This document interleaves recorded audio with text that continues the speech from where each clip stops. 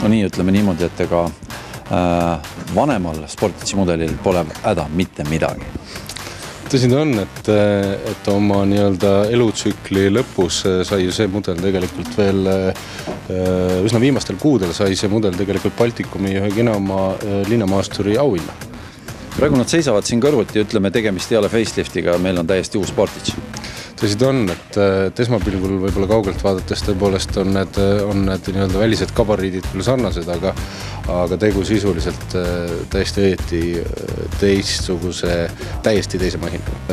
On ka siin nii-öelda praktilisi eeliseid, eks ju, on kõrgendatud clearance, võib-olla kõrgem istumisasend, parem nähtavus seetõttu ja nii edasi. Teed nagu meil on, on ju? Ja ka see täpselt, jah. Mis siis uus Sportici endast kujutab? Sportici, nagu mainisime, tegu täiesti uue masinaga ja masin iseenesest nüüd võrreldes vanasõidukiga on kõikides gabariitides suurenenud reaalselt. Võib-olla saab siin nii-öelda suurusele rõhudes öelda ka, et tegu on esimese Sporticiga, mis reaalselt on seest suurem, kui ta väliselt nagu justkui tundub. Oluliselt rohkem ruumi ees tagaistujatel ja mida ei saa märkimata jätta, on kindlasti sõiduki väga julge disain ja erakordselt küll juba Kiiale omane nii-öelda lisavarustuse rohkus.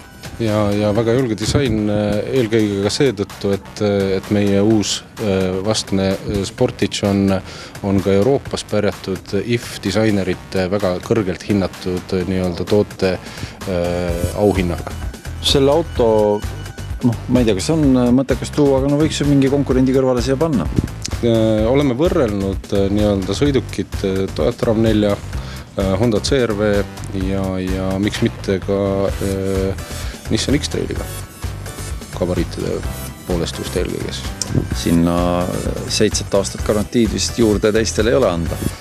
Jah, et see 7 aastat garantiid on kindlasti üks meie selliseid nii-öelda lipuloosungeid ja siin ma võib-olla rõhutaks isegi, et tegu on just tehase garantiiga, mitte nii-öelda kindlustusseltsi poolt pakutava täiendava nii-öelda garantiipaketiga ja see on ainult üks nii-öelda erisustest võib-olla, mis eristab konkurente, et nagu eelnevalt ka mainisin, on kindlasti varustus see, mis peaks nii-öelda kliendi mõtlema panema meie sõiduki kasuks ja ka disain väliselt.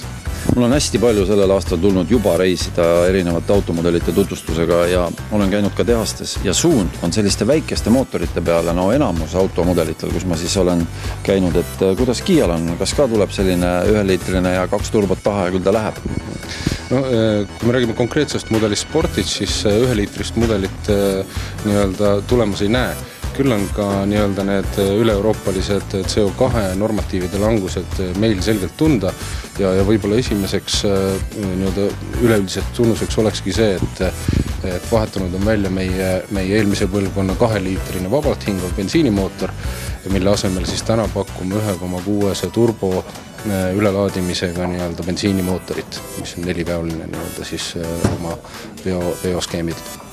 Mul on võimalus seda kõike proovida. Ma paar päeva sõidan sellega ringi ja eks ma annan omapoolse hinnangu, luban ausa hinnangu.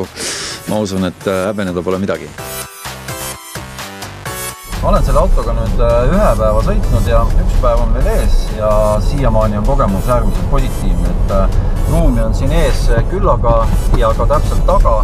Rooli asend on mugav, mis loomulikult esimene asi astud sisse ikkagi mingist ajast on jäänud pähe ikkagi see Kiia ja Korea. Auto on kokku pandud Slovakkias üldse ja sees on ikkagi puhas nahk, ei ole tegemist siin mingisuguse plastikuga.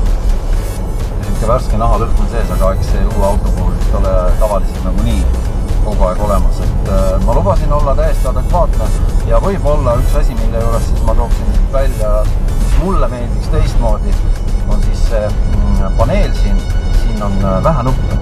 Näiteks me oleme Robert Rooliga selles mõttes täiesti erinevad inimesed ja arvatavasti ongi autojuhtiga on erinev. Et mulle meeldiks, kui neid nuppe oleks siin rohkem ja kõik see asi oleks kirju.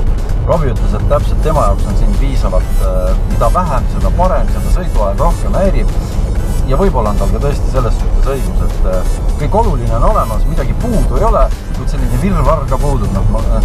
Ma ei tea, et võib-olla ongi see, et mulle meeldib ka kirkam selline auto peale, kui Robbie eelistab halli, et siit see kõik tulebki. mina võtan kokku selle uue Kia Sportitsi, mulle ka eelmine mudel meeldis, kui ta tuli, ka see auto, esiteks ta on lihtsalt ilus ja uskuge mind, ma ütlen südamest, temaga on mugav sõita.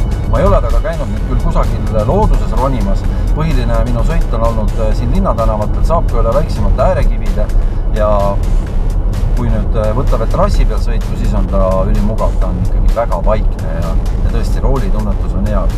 Mulle see auto meeldib.